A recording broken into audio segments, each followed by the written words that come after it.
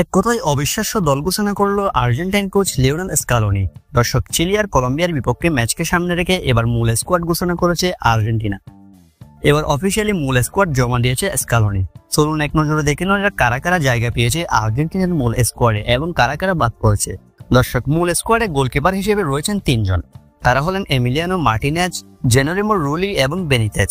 Defender হিসেবে আছেন Leandro Balerdi, Nahuel Molina, Romero, Otamendi, Tagliafico, Valentin Barco, Mariano Troilo, Kevin Lomonaco, Facundo Medina এবং Foyth. এরা ডাক পেয়েছে মূল দলের ডিফেন্ডার হিসেবে। দর্শক, মিডফিল্ডার হিসেবে যারা যারা ডাক পেয়েছেন তারা হলেন Nico Paz, Enzo Fernandez, Enzo Barrenechea, Leandro Paredes, De Paul, Giovani Lo Celso, Thiago Almada, Ezequiel Palacios. এরা ডাক পেয়েছে মিডফিল্ডার হিসেবে। ফরওয়ার্ড লাইনে ডাক পেয়েছে Giuliano Simeone, Correa, Lionel Messi, Julian Alvarez, Lautaro Martinez, Franco Mastantuono, Nicolas Gonzalez. দর্শক, সবকিছু মিলিয়ে এই স্কোয়াডে ডেকেছেন লিওনেল স্কালোনি। তবে দল থেকে বাদ পড়েছে গার্নাচো, ম্যাকঅ্যালিস্টারের মতো তারকারা।